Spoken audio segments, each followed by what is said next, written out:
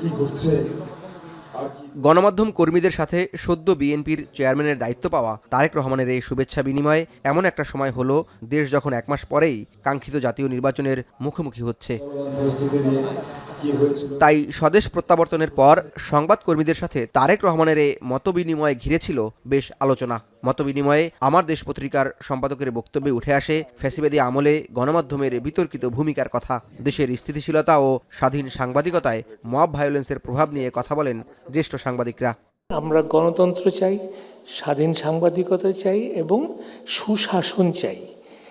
এটা নিয়ে আমরা অনেকে আলোচনা করছি। এখন যারা মিডিয়ার নতুন বন্ধুরা আপনাকে যেটা বলছে সেটাই আপনি শুনছেন এবং সেটাই আপনি মনে করছেন এটাই বাংলাদেশের 17 বছরের ইতিহাস।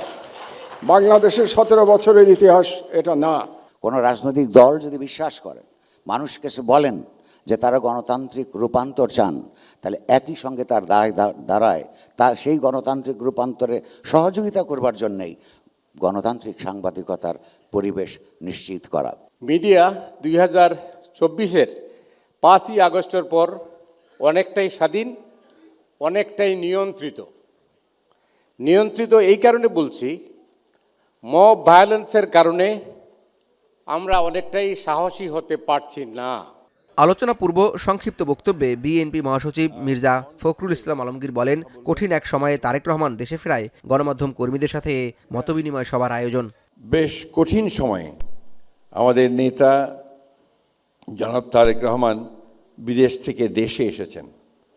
সমগ্র দেশের মানুষ এক বুক ভরা প্রত্যাশা নিয়ে তার দিকে তাকিয়ে আছে যে তিনি ইতিমধ্যেই দূর থেকে ডিজিটালি যে সমস্ত কথা আমাদের সামনে বলেছেন, জাতির সামনে বলেছেন, গোটা জাতি আজকে অনেক বেশি আশান্বিত হয়েছে। এর আগে বেলা 11:15টায় বনানীর হোটেল শেরাটনে প্রবেশ করেই উপস্থিত সকলের সাথে পরিচিত হন তারেক রহমান। সাংবাদিকদের এ সময় তিনি বলেন, 5ই আগস্টের আগে দেশকে ফিরিয়ে নেয়ার সুযোগ নেই। 5ই আগস্টে ফিরে যাওয়ার কোনোই কারণ নেই আমাদের। প্রিয় উপস্থিতিবৃন্দ, হিংসা, প্রতিশোধ, প্রতিহিংসা একটি মানুষ, একটি দল বা যেভাবেই আমরা বিবেচনা করি তার পরিণতি কী হতে পারে আমরা দেখেছি 5ই আগস্ট। যে কোনো মূল্যে জবাবদিহিতা নিশ্চিতের আহ্বান জানান বিএনপি চেয়ারম্যান। এজন্য ঐক্যবদ্ধভাবে কাজ করার তাগিদ দেন তিনি।